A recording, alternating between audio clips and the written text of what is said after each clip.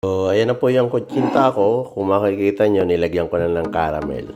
Yung caramel na gamit ko po ay Carnation. Mas masarap pala yung caramel na Carnation. Ayan.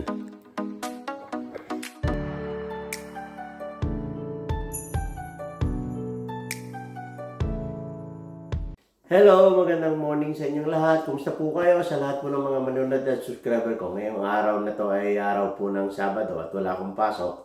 So, matagal na rin ako hindi nakapagpahinga kaya ito, nasa kusina ako ngayon. Nagluto ako ng kutsinta. So, samahan nyo ako at papakita ko sa inyo yung kutsintang ginawa ko. Sana may okay naman. Pero dati pa, gumagawa ako ng kutsinta at okay naman. Paborito ko kasi yung kutsinta. Kaya bala ko rin gumawa ng puto. So ayun, at papakita ko sa inyo yung kutsintang ginawa ko. Ito. Meron nga pala akong itong steamer ko ay matagal na to. Nasa Africa pa ako ay daladala ko na to. Binili ito ng misis ko. So hanggang ngayon, daladala ko pa rin dito. So pag mahilig kumain, mahilig din tayo magluto. Diba? Ayan. Kaunti lang yung niluto ko.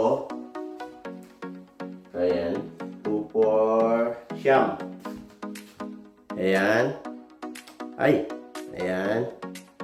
Yun, makatikim lang para hindi sumakit yung tiyan ko. Kasi pag meron akong nagustuhan at hindi ko makain, minsan sumasama yung tiyan ko. Ayan.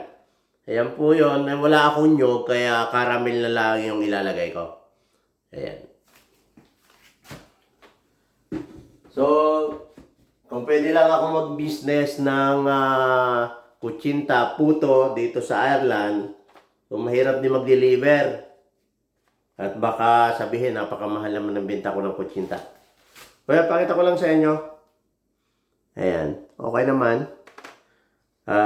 Malinis naman yung kutsinta. Wala siyang bubbles. Ayan. Ilalagay natin sa plato. So, tagal-tagal din po akong hindi kapagpahinga straight. Siguro mga 2 buwan mahigit. Walang pahinga ng trabaho, pukpukan. Kaya ito. Kaya ako pag wala akong trabaho, siyempre pahinga. Kausap ko yung pamilya ko, tsaka kung ano nung iniisip. So, meron din akong ihawin na pork belly at saka atay. Papakita ko sa inyo. So, ayan. Sariwa po yung atay ko. Ayan. Masarap pong ihawin tong atay. Paborito kong atay. Ito naman yung pork belly. Kaso yung pork belly dito walang balat eh. So, ayan. Parang yempo ba yan? So, ihawin ko. Ayun. So, kumusta po sa lahat po ng mga subscriber ko? Lahat ng mga sumusubaybay. Sana okay naman kayo dyan. Nasa kalagitnaan na tayo ng mahigit August na. Malapit na ang Pasko. At doon ako magpapasko sa atin sa Pilipinas at ng mga kasama ko ang pamilya ko. So, ngayon, ito, papakita ko sa inyo yung kutsinta ko. So, itong kutsinta na to,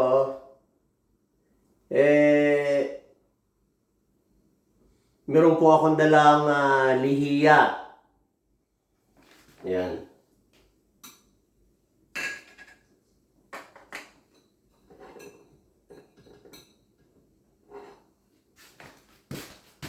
O, ayan. Amoy kutsinta talaga.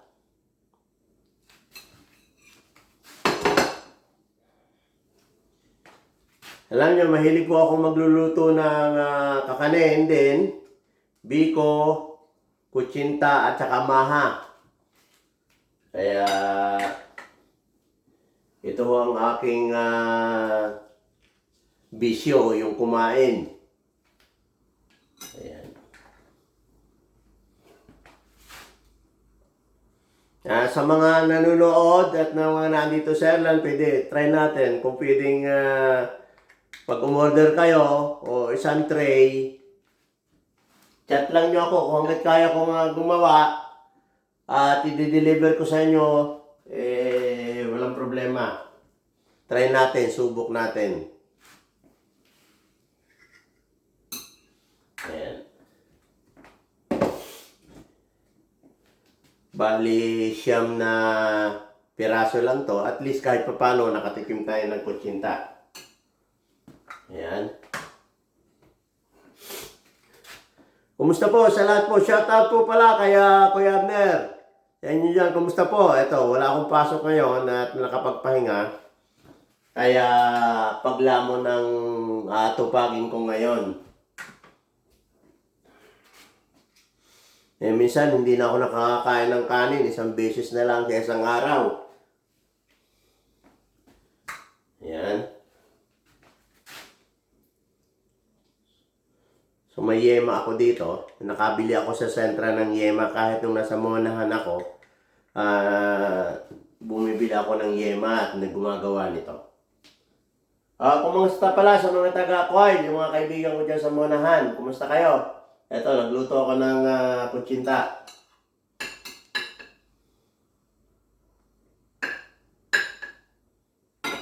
Shoutout pala kay Tatay Raul sa magulang ni John Ray. Sana'y okay naman.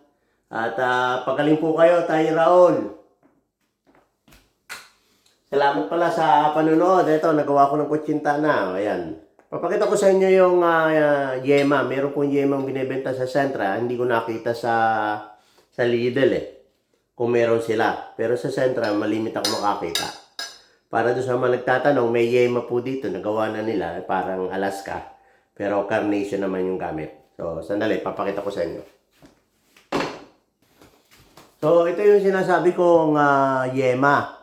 Kung pwede rin naman kayong magawa ng yema, kung bubili kayo ng condense, tapos lulutuin nyo ito, papakuluan nyo ng mga 1 hanggang 4 na oras. So, sayang din. Ito ready ko na yan. Nakalagay diyang caramel. Carnation caramel po. Ayan. Medyo mahal po. 4 na 4 euro and 35 cents. So, okay na rin. At least kahit magluto ka pa. Minsan lang naman. So, buksan natin, Papa. Tingnan natin kung okay yung yemang ng carnation.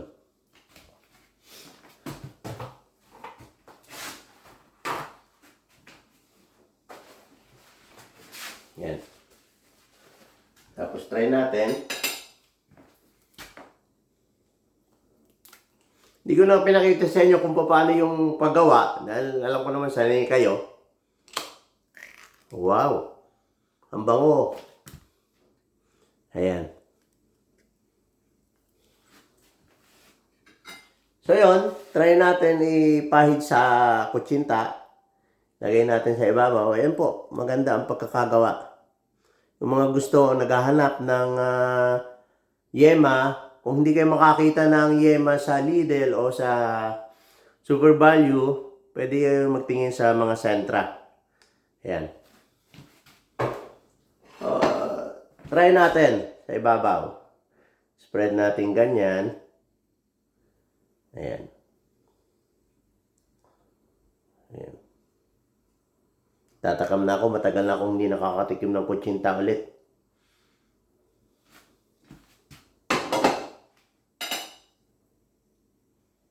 Ayan. Kinumay ko na.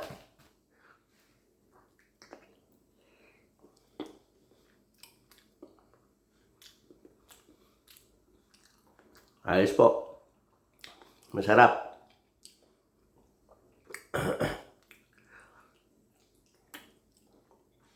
Ay, salamat. Nakakain din ng kutsinta. Ayan po, madali lang naman po magawa ng kutsinta. Sasamahan nyo ng cassava flour. Tapos, kailangan may lihiya. Ayun. Ayun. So ngayon, wala po akong gagawin kundi magluto, matulog. Yung may tatawagan ko yung aking asawa. At makikipagkwentuhan ako. Ayun po. At kain po tayo. Shout out sa lahat ng mga nanonood. Yung mga taga-Monagahan sa Combilip, yung mga taga-Batangas dyan, kay Kuya Gary, kay Sealant Builder, at sino pa ba? Yung mga taga-Makati Engineering, Mushroom, kaya yung mga kamangyan dyan.